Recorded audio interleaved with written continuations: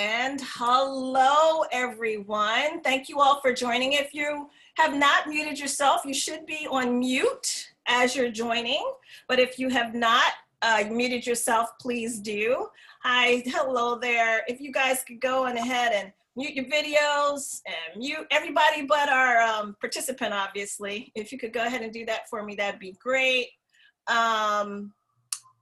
We are about to get started. I'm just going to admit more people. Folks are joining us. A couple of housekeeping points before we get started, you guys, and that is, please mute yourself, as I said, upon entry in your video. I'm going to be sharing my screen very shortly with the presentation. Also, if you have registered under a name that is not your name in the DCSBDC, I won't be able to find you and give you credit. So drop in the chat your email address or the email that you used for your business in DCSBDC, so I make sure that you get credit for attending this event, and then also that you will get the materials that were shared today. So once again, keep yourselves on mute. Please keep the cameras on mute for me. Go ahead and drop in the chat the name that you used to register in DCSBDC, and we will begin right now. So let me go ahead and share my screen with you.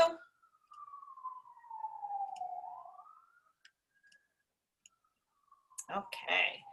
So first of all, thank you everyone for joining us. I really appreciate you spending your lunchtime with us. This is the DCSBDC COVID-19 Initiative webinar, Services for Your Business.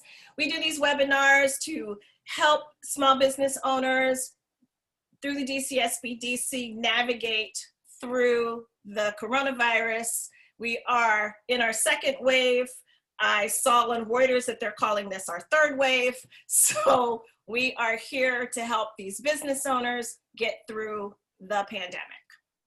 Today's webinar is acquiring your GSA schedule and your SBA 8A application.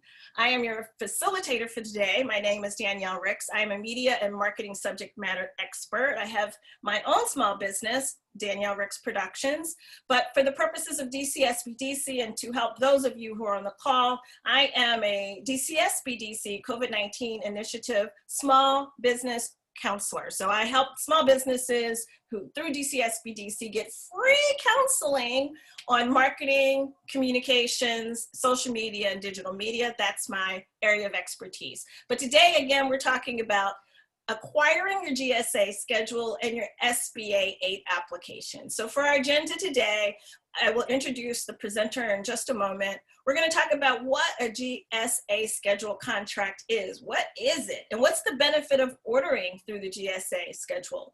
And how do you determine if the GSA schedule is right for you? And we'll talk about obtaining that schedule.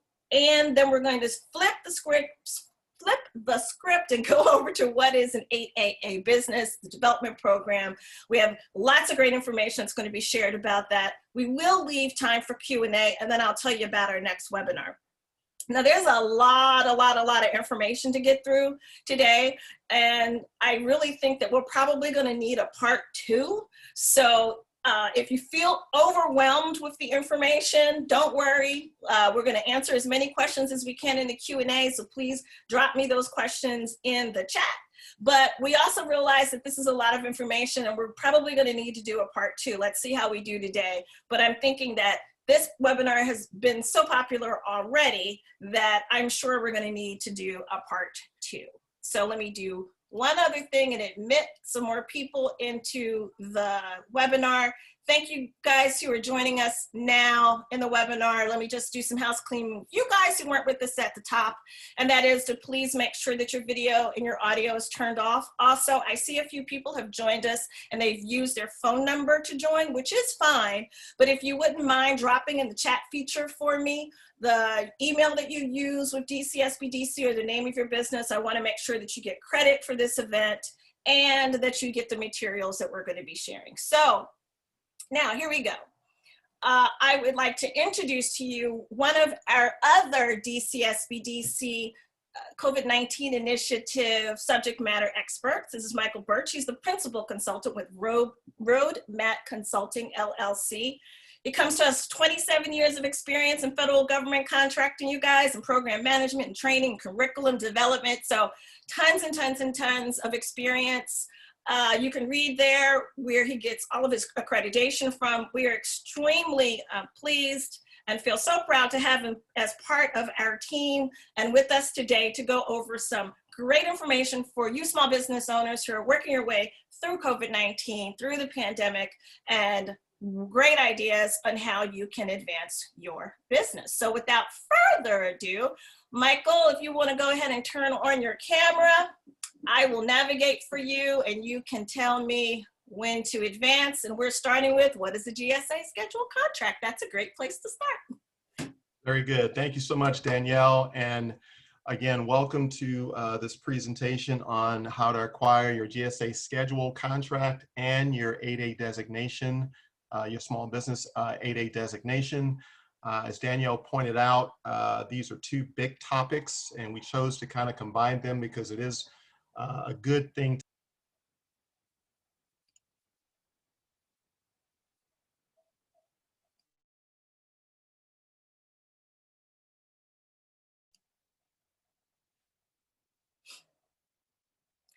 Hey, Michael, you're on mute. All right. Okay. Let me start over. Now we're good. That's okay. Here we go. I apologize. That's okay. All right, Danielle, thank you again for the introduction. Hello, everyone. My name is Mike Perch, and we are going to talk today about two very important topics, how to acquire your GSA Schedule contract and achieve receiving your SBA 8A designation. The reason why we chose to kind of have these two combined together is because they do complement one another. If you are in federal government contracting and you're going after this $500 billion federal contract market, these are two good hunting licenses to have when you're out trying to land the big game, right? To both have a GSA Schedule contract and an 8A designation. A lot of companies have used these two in combination and acquired, a lot of business from the federal government, and that's why we kind of chose to talk about both of these in one presentation. I'm going to devote about 20 minutes on both topics, both on how to acquire your GSA Schedule and how to acquire your SBA 8A designation. If I'm not able to get it all in today, as Danielle pointed out, there will be a part 2. And then also, obviously, you can contact me afterwards. So I'm going to launch right into it.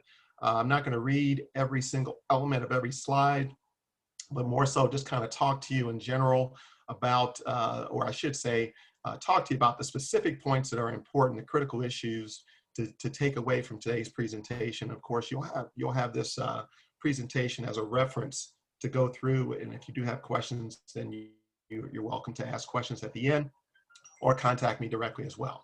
So we're going to launch right into it. Okay, so the first slide is what is a GSA Schedule contract? A GSA Schedule contract is also known as the Federal Supply Schedule, and it's an IDIQ contract that is part of the multiple award system within GSA.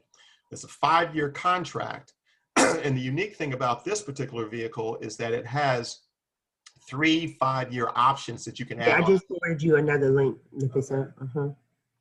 So that it actually can extend for 20 years.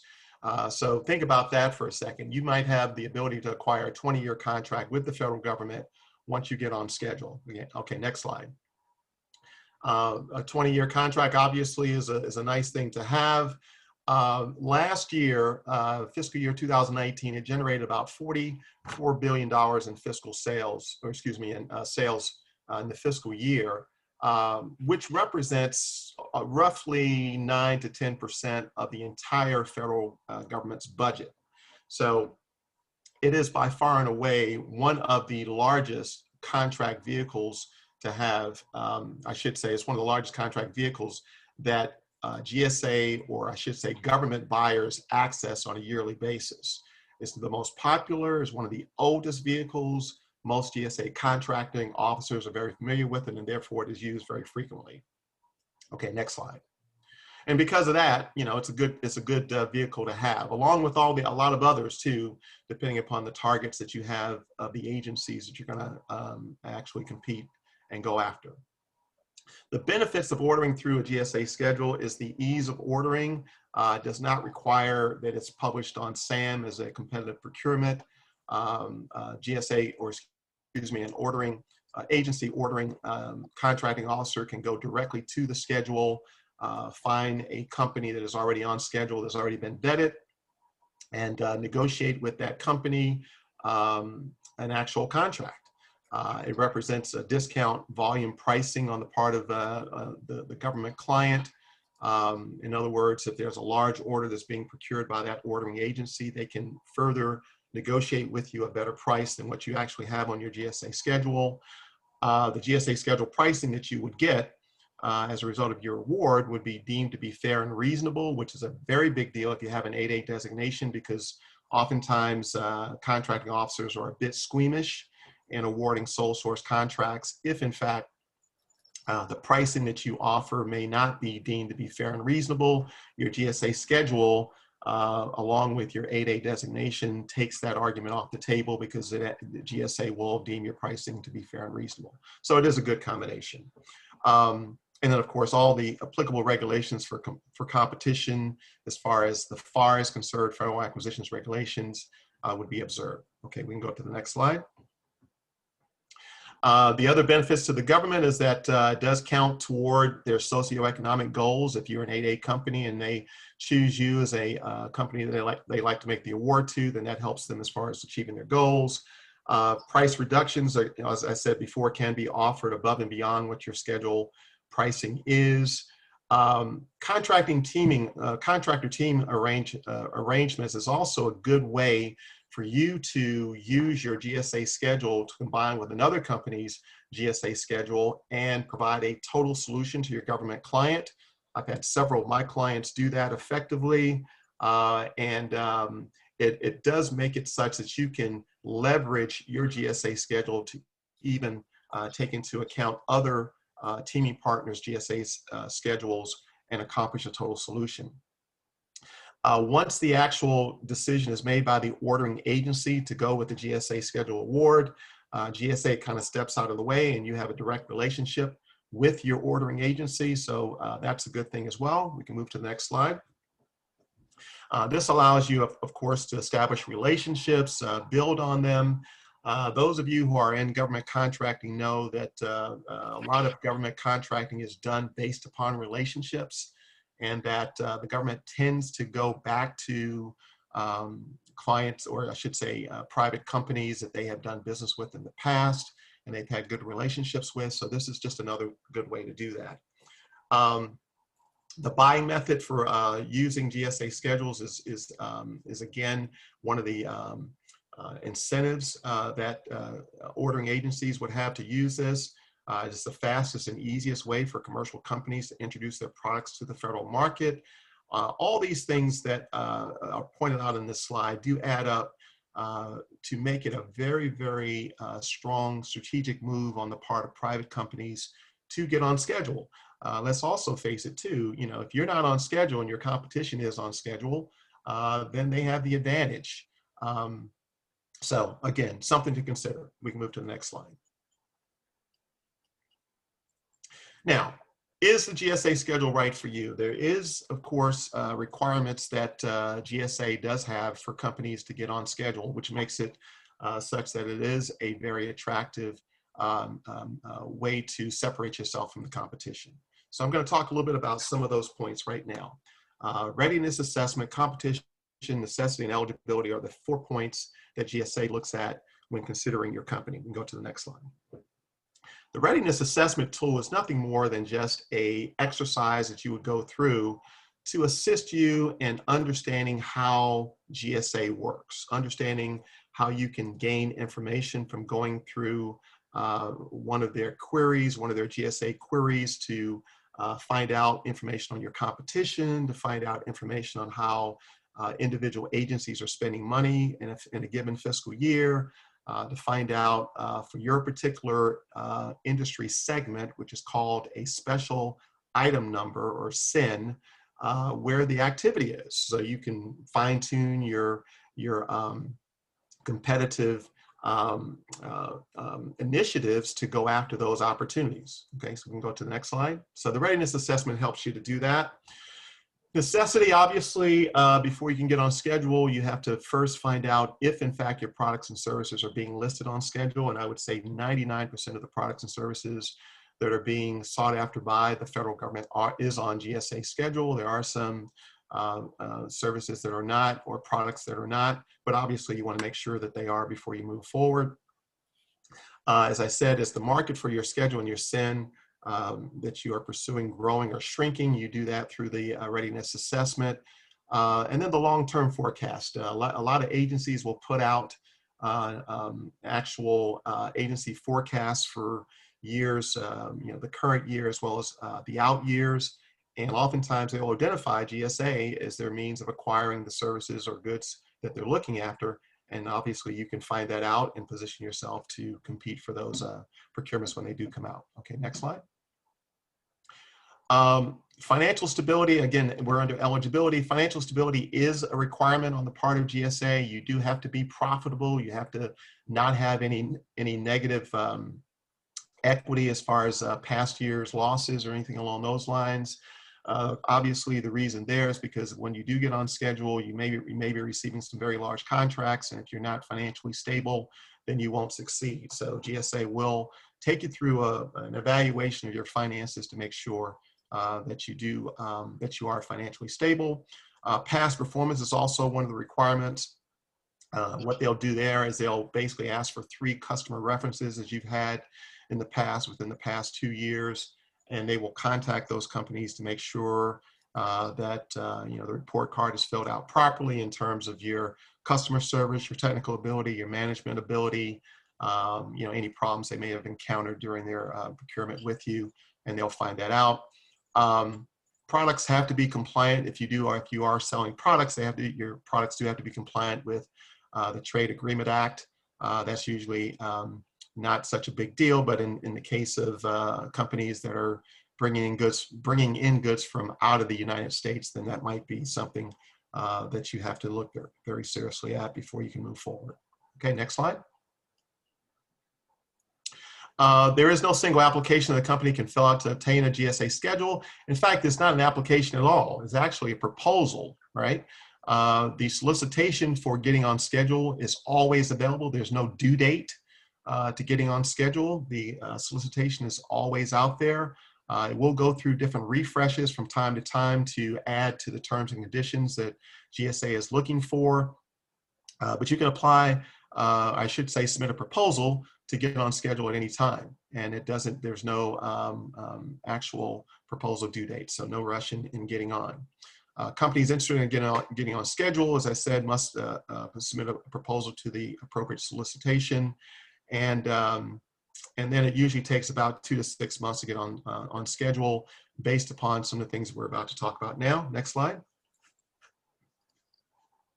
The timeline, so the bottlenecks, right? It does take time for you to get on schedule based upon the ability of GSA to assign a contracting officer to your particular proposal. After the assignment is made, the officer will review all the elements of your proposal. They will then send you an email or issue a letter of clarification, or they may require a pre-award audit. All these things may take time. Hopefully you won't get rejected if you do dot your I's and cross your T's. But that's why you have folks like us on the COVID initiative to help get you through it. We assist, and we have a number of different tools at our disposal that we can help you to make sure that your proposal, when submitted, is compliant. And so we take a lot of pride in making sure to help you through the process. Next slide. The services that are offered, as I mentioned before, are vast and comprehensive. Everything that the government buys is on GSA schedule. So we move to the next slide. You probably won't find anything that you do that is not on schedule. How do you sell or market? One of the things to consider when getting on schedule is that if you don't meet the sales criteria, which is to generate at least $25,000 in the first 2 years that you're on schedule, GSA will escort you off the schedule. GSA is a fee-for-service organization. They charge you what is called an industrial funding fee for every sale that you make to the ordering agency. It's only 0.75%, so it's not abusive. But they won't accommodate companies that are dormant on schedule. So you want to make sure that you have the ability to sell and market when you do get on schedule. Planning for it ahead of time is a good idea. So getting on the schedule is only the beginning. Obviously, you have to get on and you have to perform. 2 ways to bring business to your to generate GSA sales, and that is to respond to GSA e-buy or electronic buy requests that come to you automatically once you're on schedule. These e-buy requests are plentiful. They come from agencies literally all over the country, and they're based upon your large category offering as well as your specific special item number or SIN. And it gives you a good opportunity to basically bid on opportunities on a daily basis that come to you. That's one way to generate business. The other way to generate business is to develop your own relationships with the agencies that you do business with and actually use your GSA schedule to accommodate the actual award that is being made by your ordering agency. But as the slide points out, it is a good tool depending upon what you're using it for. No business is guaranteed, much like the 8A designation. Just because you acquire it doesn't mean that you're going to get business. You have to work for it. It is a self-marketing effort that brings business to your vehicle. And you have to call on customers and develop leads, and we can assist you with that as well. Okay, next slide. The end users and the program managers and the COs are the 3, we call it the selling rectangle, 3 people that you'll have to deal with. The CO is most interested in your GSA schedule, obviously, because it is a contract vehicle. Program managers and the end users are interested in your company and the services you provide, and whether or not you can assist them in meeting their mission goal for their agency. So you're going to have to appeal to all 3 in order to win.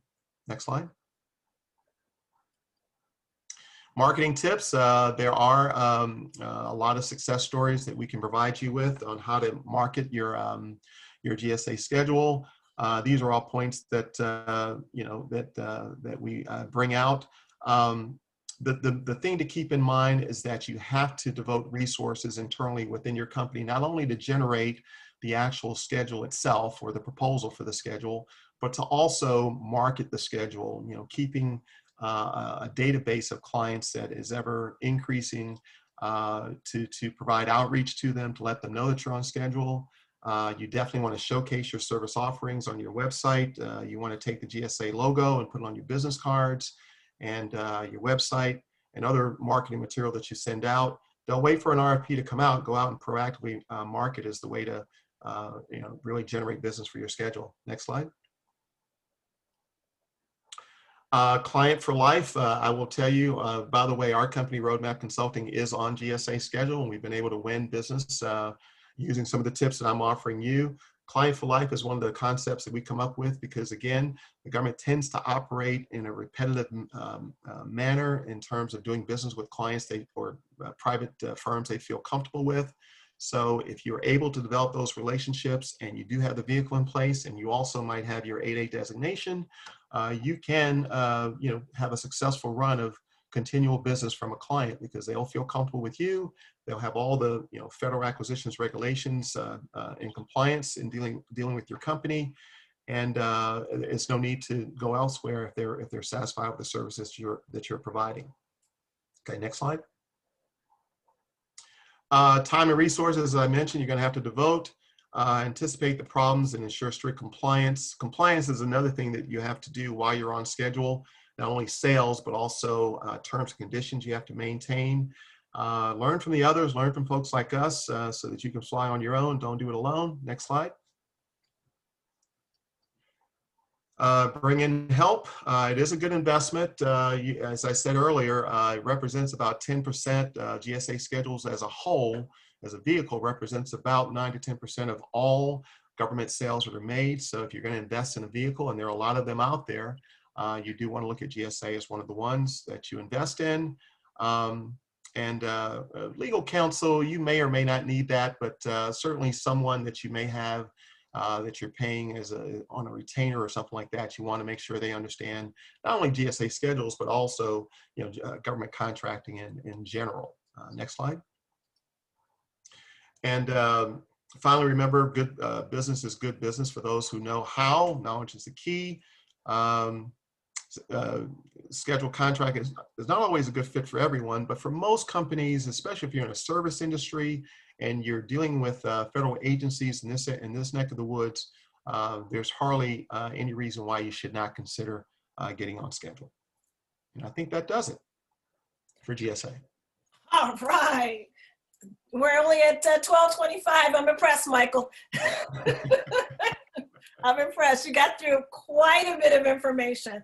So everyone, we're going to switch gears now, and we're going to go over to what is 8A Business Development Program.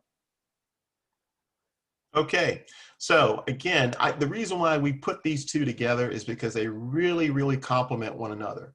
While I talked about GSA schedules and it being a contract vehicle, much like other contract vehicles that are out there that contracting officers will use to facilitate contract awards, the 8A program is a completely different animal, right? It has nothing to do with being a vehicle at all. In fact, it's a designation. It's a small business administration designation, right? And the designation is limited to a select group of individuals who own small businesses that meet the criteria for the program. So what we're going to talk about now is some of those criteria, and I'm going to give you a very, very solid view of how SBA looks at your company, looks at you as the 51% or greater owner of that company, and how they will evaluate you going forward in terms of your admission into the program. The 8A program is a great program, first of all. It's been around for a long time. And if you can freeze right there, Danielle, I'll just focus on this. The benefits of the program, right? And this is why most people get onto the program. And there's a lot of different reasons to access the program, but these are the main reasons right here. The number one reason that companies get into the program is because the federal government, through the Federal Acquisitions Regulations, does have the ability to award a sole source contract up to $4 million per award, not per agency, but per award. So you could have a situation where you would, after getting into the program, approach through self-marketing efforts, a federal agency. You were to talk about the services that you provide. The agency was to agree to negotiate a contract if they had a requirement that you could meet based upon your company's services. You would enter into a negotiation. Here's where the GSA schedule comes in. During the negotiations, they're going to ask for a price proposal, right? Along with the technical proposal, maybe a management proposal as well. Sole source, so you're not competing necessarily, you're just negotiating. But the price proposal, if you have a GSA schedule, is going to allow that GSA contracting officer to look at your GSA schedule, look at the actual labor categories, the service offerings, the products, whatever you have on your schedule, and negotiate based upon the pre-negotiated rates that you've already established with GSA. That's where the combination comes in, and that's where you can really make full use of your GSA schedule along with the 8A designation. But again, back to the 8A program, $4 million per award. That's a lot of money, and you can get multiple awards from an agency. Contracting officers do have specific goals to meet anywhere between 3 and 5% of their acquisition budget to small business or small disadvantaged businesses. 8A helps with that effort. Prime contractors are also incentivized to do business with small disadvantaged businesses / 8As to meet their goals. Prime contractors have to award 23% of their business to small businesses overall, and a subset of that is small disadvantaged businesses, so there's an incentive there. SBA does have the 8A Mentor Protege program, which matches you with other 8A firms within your industry, within your segment that you've where you do business, that allows for the transferring of information or institutional information on the part of the agencies themselves, so that you as a young firm getting into the program can benefit from the experience and the know-how of a firm that's been at that agency and have graduated from the program.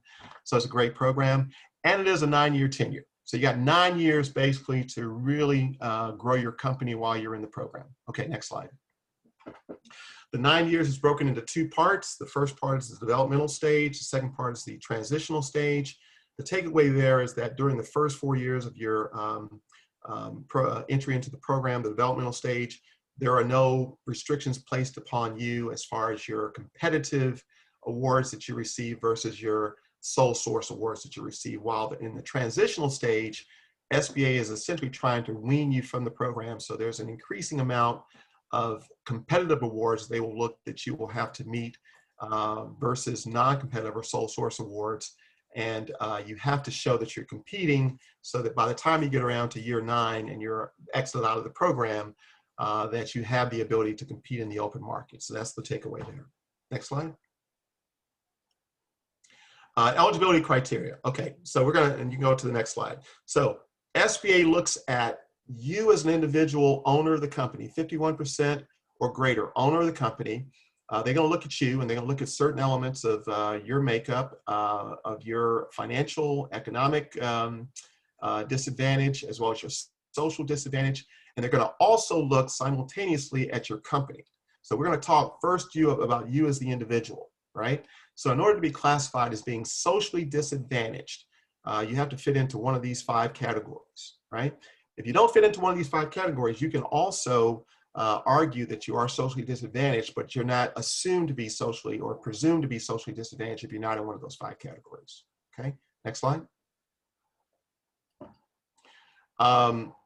So yeah, we can go on to the next slide. So the presumption is that if you're in one of those 5 categories, that you're presumed to be socially disadvantaged. You don't have to present an argument.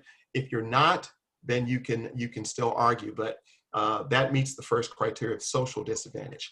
Economically disadvantaged is where you have to prove to the SBA that you have somehow been, your ability to compete has somehow been diminished as a result of your economic disadvantage. And you prove that a number of different ways. Next slide. First of all, you have to show that your adjusted net worth, not your net worth, but that your adjusted net worth is less than $750,000.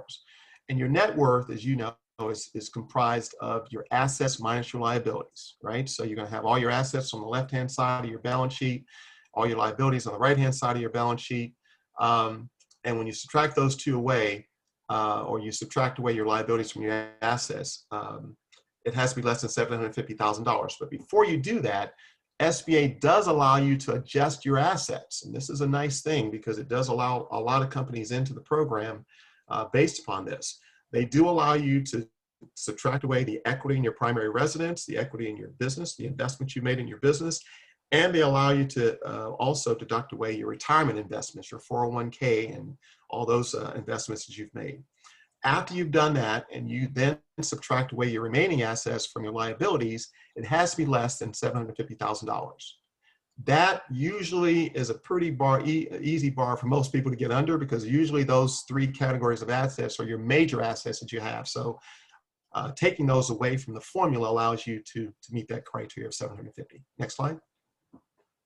Adjusted gross income. They also want to make sure that you're not essentially generating a lot of money, meaning that you really don't need the program. So they will look at your adjusted gross income, and there may be I think there may have been an adjustment upward on this figure. It may be 350. I'm not sure. I'll have to check into that. But in any event, 250 per year averaged over the last 3 years is what they look at, and they'll look at your last 3 years tax returns in order to make that determination. Your adjusted gross income must be less than 250. Possibly, I have to check to make sure. It may have gone up to 350 this past July. But again, that's one of the criteria. Next slide. Sure. And I just want to, just to give us a time check, we're at 12:34 right now, guys. We are going to leave time for questions. I see some of them in the chat right now. Please continue to ask your questions and we'll make sure we leave time. All right. Okay. Okay, next criteria is personal assets. You have to have less than $4 million. Most people don't have a problem there. Move to the next slide. Okay, now, so that takes care of the economic disadvantage. So basically 2 major criteria. It's the net worth of adjusted net worth of less than $750,000 and your adjusted gross income average of the last 3 years less than $250,000. Okay, so you got economic disadvantage and you have social disadvantage. That takes care of the personal requirement that you have as a 51% owner. Okay, ownership, as I mentioned, you do have to be the 51% owner or greater to apply to the program. Partnerships are also must reflect unconditional ownership. Limited liability, same thing, 51%. Next slide. Mhm. Okay, so that's it. That takes care of those two criteria. Now they're going to look at the company. Now SBA will look at the company, and they will basically ask a lot of these questions regarding control as to who is actually managing the company, who is actually in control of the company, and that's where it gets into some of these individual questions. The first question they'll ask is, you as the 51% owner of the company, do you hold the highest position within the company? Are you the president or the chief executive officer or the managing partner? If you're not, then they're going to ask questions as to why you're not, because that would designate or probably suggest to them that you're not in control if you don't have the highest position. You also should, in most cases, be the highest compensated individual within the company. In some cases, that may not be the case, but in most cases, it would be, right? You also must have the ability, as again, the 51% owner, to hire and fire. If you're not in a position to hire and fire the employees that work for your company, a lot of questions will be raised there. You also have to have the ability to set policies, sign contracts, and the last one is probably one of the more important ones, control the budget and financial disbursement. Translation, your name should be on the signature card of your bank account. And if it's not, then SBA determines that you're probably not controlling the company. Next slide. And these are the tests that they go through. They'll look at whether or not you have devoted full-time, you've devoted your employment to being full-time at the business. They'll look at whether or not you have sufficient managerial experience to run the company, and whether or not you have the ultimate managerial control over the technical expertise or the critical licenses that are needed to actually compete within your industry. If there's someone else that has a critical license, then the chances of you being in control are nil based upon that. Next slide. Non-disadvantaged individuals, they're going to look at that. There have been issues where SBA has found that a non-disadvantaged individual within the company is actually controlling the company, and this is what they'll do in terms of looking at tests to determine that. Next slide. Again, these are all things that I mentioned in the previous slides: critical licensees, the actual control over the budget or the actual checks, who's signing the checks. All these things will determine control. Next slide. Okay, so that takes care of control. Now we're looking at other eligibility criteria. If you have an arrest record, they want to make sure that you disclose that. Obviously, character is a big component of whether or not they're going to allow you to get into the program. If you do have other outside full-time, or I should say other business interests, they want to find that out. You have to be full-time devoted to the company. So if you're not, then you can't apply to the program. They won't allow you in. And again, I already talked about critical licensees. Next slide. They also look to see if you participated in the 8A program before as the 51% owner. If you have, then you can never participate again, even if you have another company. You can only get one bite of the apple, is what they say. You can only get one bite of the apple as a 51% owner. They will also look at any immediate family member that may have participated in the program. And if you have a brother or a sister or a father or a mother or anyone else that's in the same industry that you're in, you can't apply to get into the program. You can only apply if you're in a different industry. Okay, we can move to the next slide. Okay, now we're going to look at criteria as far as the company is concerned.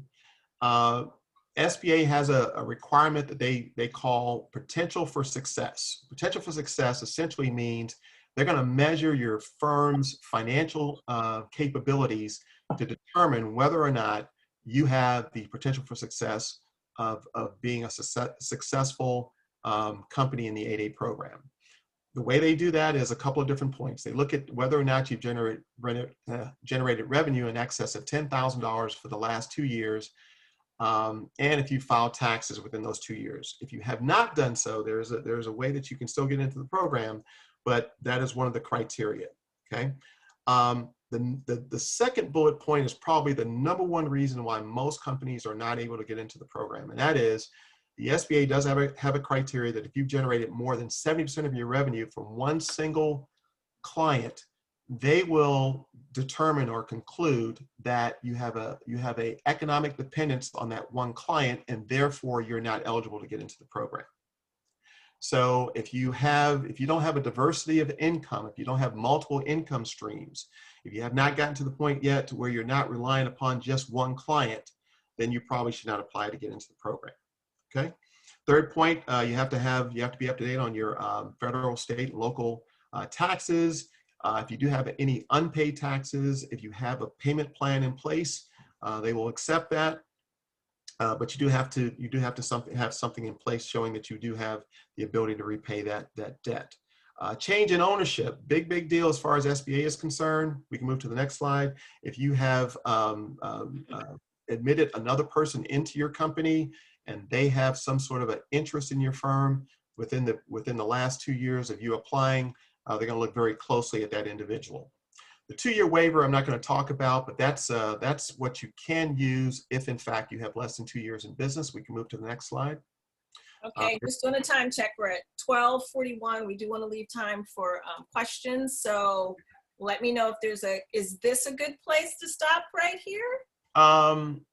You know what? I think it would be, because now we're just going to talk about the elements of the application itself. So I can stop here and we can cover that in the second. This will be part 2 for the SBA application, and I'm gonna just make a note right here, you guys, that we're gonna come back with the second part about the application process, which I'm sure could probably be a webinar in and of itself. So I'm gonna scoot on up to questions and answers. And for those of you asking for his information, we will have that in the very next slide. I did want to leave time for some Q&A though. So Rianne asks, does your business location matter in regards to securing a GSA award or certificate? No, no, it does not. As long as you're registered on sam.gov, you can apply, you can submit a proposal to get on GSA. And then Nadine wants to know, can nonprofits participate? Nonprofits participate on the GSA Schedule program. Is that the question? She wants to know, yes, can nonprofits participate in the GSA Schedule? Yes, the answer is yes. A nonprofit can obtain a GSA Schedule contract. Megan wants to know, and I guess this is a combination between Megan and Rianne. So does being a white woman owner of a construction-based company, would her company be able to go after 8A certification? So then Rianne says, great question, is just being a woman-owned business, does that make your business eligible? Wow, good question. I will tell you, if you remember one of the points I made about the social disadvantage component of the 8A application process, is that you're presumed to be disadvantaged if you're in one of those 5 categories. If you're a Caucasian woman, you do have to present an argument to GSA that shows that you have experienced chronic discrimination, and it's usually industry specific. So in the construction industry, I've had 2 clients in the past 11 years that we've been able to get into the program using an argument that's saying that there is chronic discrimination for women in the construction industry. So yes, the answer is yes, you can get into the 8A program. I will tell you, it's not going to be easy, but it is achievable. You can do it. And if you are the only one in your company, this is from Bert, if you're the only one in your company and you use subcontractors for projects, will this eliminate your ability to participate? And should I be licensed or certified in my profession? Can you have, for instance, a home-based business? So I'm not quite clear on the subcontractor portion of the question. And is this geared for 8A or GSA? Is it? Let's do this, because this is like a 3-4 part question. Bert, I'm going to unmute you. And I'm asking you right now, because I've unmuted you. You might have to unmute yourself. Do you want to ask the question yourself, Bert? It's 4 parters in there, and I want to make sure we get this right. Are you still with us, mute? Are you still with us, Bert? Bert, Are you still there? Hello? Okay, I'm not sure if he's still with us or if he's having technical difficulty trying to unmute himself. So let's try this again. If you are the only one in your company and you use contractors for projects, will this eliminate you from participating in the 8A? No, it does not eliminate you. No, the answer is no. If you're the only one in the company, you're the 51% owner of the company, and you use subcontractors, that's fine. There's no requirement to have employees within your firm to apply to get into the program. So no, the answer is no, it does not eliminate your eligibility. And then he said, should he be licensed and certified in his profession? And I would like to answer for you and say, yes, Bert, you should. But should he be licensed and certified in his profession? Correct. Yeah. Now, some certifications or some licensees are more important than others. Like, for instance, if you're an architect, you have to have a license. If you're a general contractor, you have to have a Class A general contractor's license. If you are in the IT field, yeah, it's probably not as important. But there are some that are very important that SBA will ask for proof that you are the holder of that license, because it is critical to the operation of your business. Melvin wants to know, how is a joint filed tax return viewed for 8A that may go over $250,000, but your individual contribution does not? Good question. So they will look at if you're the 51% owner and your spouse that you're filing the joint return is not involved in the company, then they will look at your own specific level of income in order to determine whether or not it is under the criteria of $250,000 average over the last 3 years. They will also look at your personal financial statement, which is the composition of your assets and liabilities, to also divide out those assets and liabilities that you're responsible for, that you have ownership of, in order to make that determination. So yeah, they do go through the task of dividing up in a joint filed tax return or a personal financial statement that is jointly put together as well, as to what belongs to you and what belongs to your spouse. So I have a question on the WOSB or the EDWSB certification. Is this self-certification, or one must be certified by a third party? Just recently, it was self-certification up until just recently, like a couple of months ago. Now you have to be certified by a third party. That SBA does list a number of the third-party organizations that will provide that certification service on the website, on the SBA.gov website. So yeah, no more self-certification. You have to go through a third party in order to receive that designation. And I think you said earlier that you need to be dedicated and devoted to your company 100%. There's a question: what if you're full-time devoted to your company as a result of COVID-19? Then you're eligible if you're full-time devoted to your company. You mean to apply to the 8A program?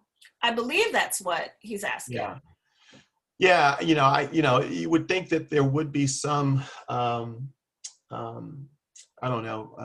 leniency given during the COVID, situation that we're under now. I have seen a modification of the requirements in terms of the net worth, the total assets that SBA requirements formerly had. It used to be that the net worth calculation was $250. Now it's $750, and the total assets have also gone up.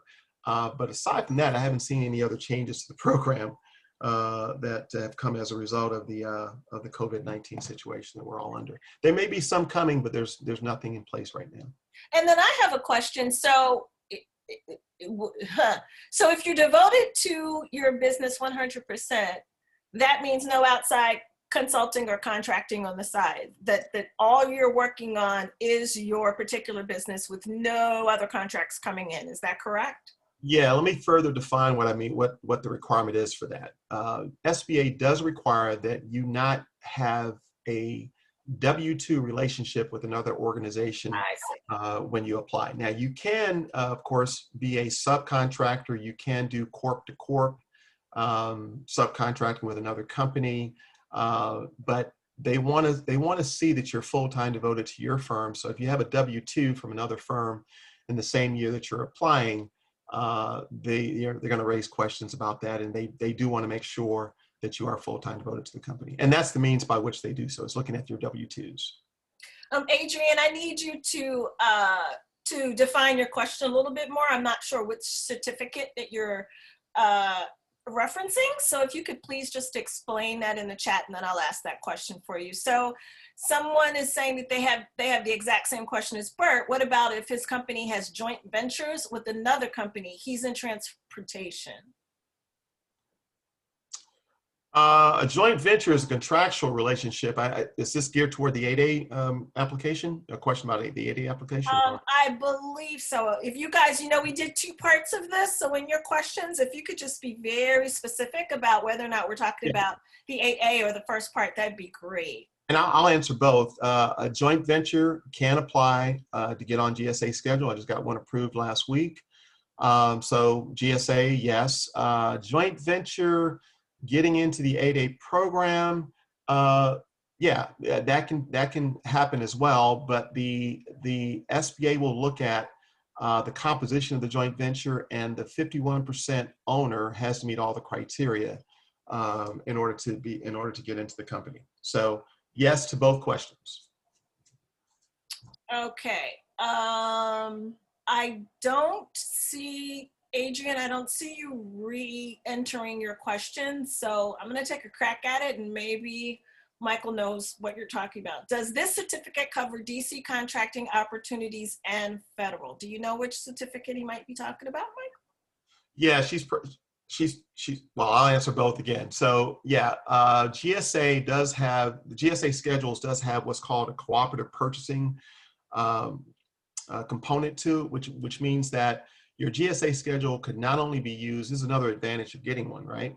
It can not only be used for federal contracting opportunities, but you can also use it for state, local, and municipal contracting opportunities. In other words, it can facilitate contract awards at the state, local, and municipal level as well.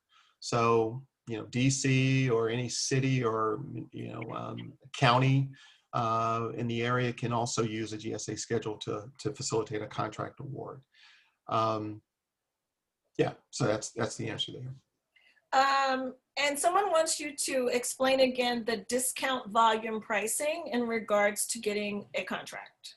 Okay, so one of the things that GSA will ask for in your price proposal is to offer them what they call the most favorite customer pricing, right? So part of the proposal effort will be to disclose what you've offered to past clients within the past 2 years, the most favorable terms and conditions, along with the pricing you've offered to some of your best class of clients.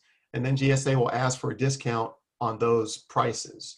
They will also ask for a volume discount, meaning that if an order comes in excess of any dollar amount that you would determine, $200,000, $300,000, $400,000, they'll say, in addition to the price discount that you offered us, we also want to get a volume discount, which means that if an offer is at that level, let's say $400,000, you'll offer us another 1% discount. So that's what the volume discount's all about. And that all goes into your price proposal that you present to the government and then negotiate in order to receive the actual GSA award. Adrian wants to know, so to further clarify, once you go through the 8A and SBA programs, do these prepare you for competing as certified SDBs on the DC and federal levels, on both the DC and federal levels? Oh yeah, I mean, yeah. So the 8A program is an SDB type program. SDB, of course, is self-certifying, but 8A, you do have to go through the certification process. But yeah, it definitely prepares you. In addition, I didn't talk very much about some of the training programs that are offered while you're in the program.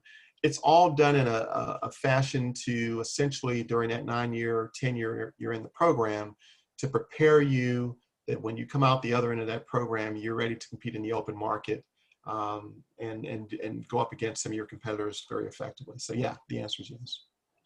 And someone wants to know, in the discount pricing, is there an acceptable range?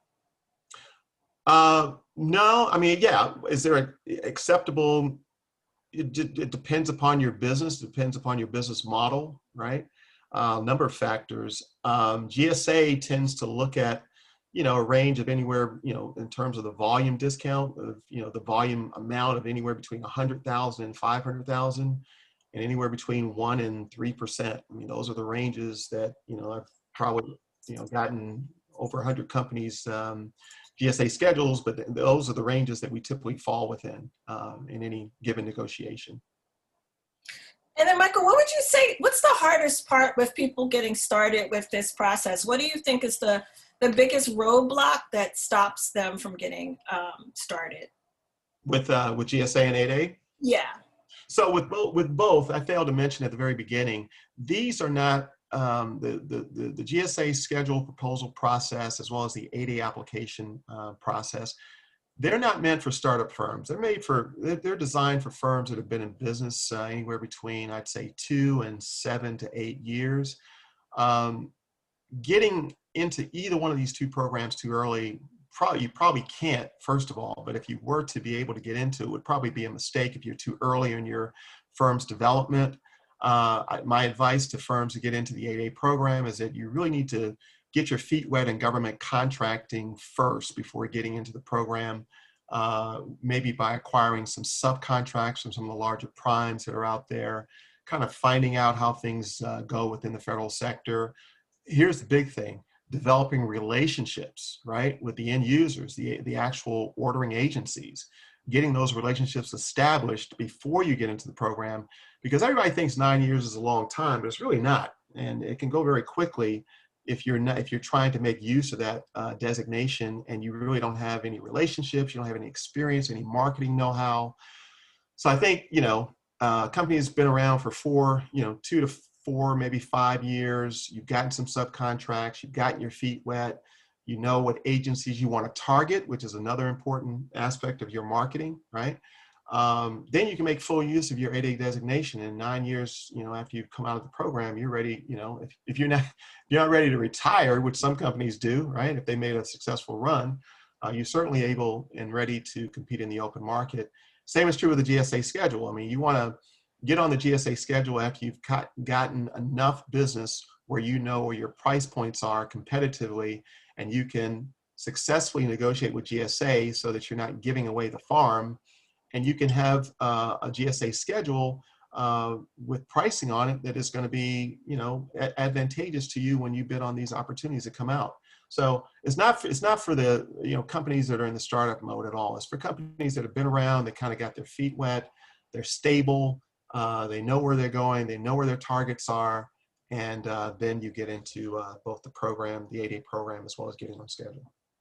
And then another question, what are the GSA's general payment schedules in terms of months and years, especially considering if they ask for discount pricing? Well, the prompt payment discount applies to any federal contract award, and GSA is no exception to that, right? So you're going to get paid within 30 days. One of the things that you do negotiate in your proposal with GSA is you can offer a discount, a prompt payment discount, if they pay within 10 or 15 days, or however many days you want to offer. You can offer an additional 1 or 0.5% or 1% if they pay within those terms. So yeah, you won't have to worry about payment. That's not going to be an issue. And you can also accelerate payment by offering a discount if they pay early.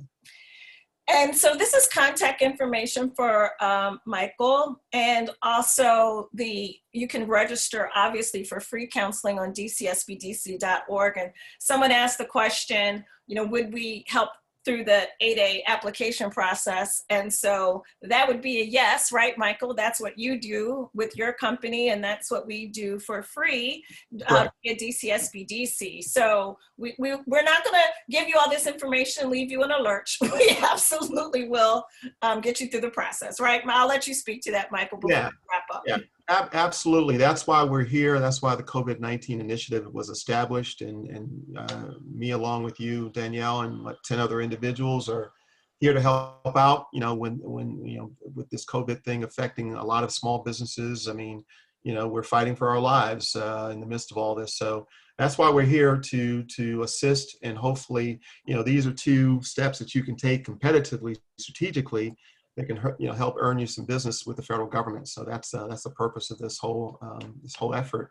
I will say this: keep in mind that everything that we do in terms of supporting you is a collaborative effort, right? So we're going to facilitate you applying to get into the program. We have a number of different tools that we can use to help you, but it definitely involves a devotion of resources on your part in order to get through the process in both cases. Thank you so much for that. It's been such a great honor to just hear all of this process and being able to get the questions in from the folks who attended, and I thank you all. We do these webinars to continue to help small businesses navigate through COVID-19 and the pandemic. We're not done yet. The next wave is coming if it's not already here. The next webinar is Monday, November 23rd, and that topic is public relations and why it is important to your business. It is not the same thing as social media marketing. PR does stand on its own, and if you want to learn more about public relations and how to use it for your small business, please sign up for this next webinar at dcsbdc.org, the same way you signed up for this one. And I just want to thank everyone for joining us. Yes, the slides will be available. The recording will be available. Give us about a week to get it up on the website, but that will be available for you all. And I just so appreciate you joining us. It's been a great honor of ours to be able to serve you all and to be able to make sure that we continue to have small businesses survive past what's happening in 2020 and whatever's going to happen in 2021. You can reach out to any of the subject matter experts at dcsbdc.org. Everything from the expertise that Michael shared with you. I do marketing and communications. We have lawyers on staff. We have tax attorneys on staff. So just reach out to us for your needs, and good luck out there. We're here to support you. And I thank you for joining us. Thank you, Michael. Great presentation. You rocked. Right. Yeah. Bye, everybody. Take care. Bye. Bye. Bye-bye. Bye. Thank you very much. Thank you. Very welcome. Very Take welcome. care, everybody. Stay safe out there. Absolutely.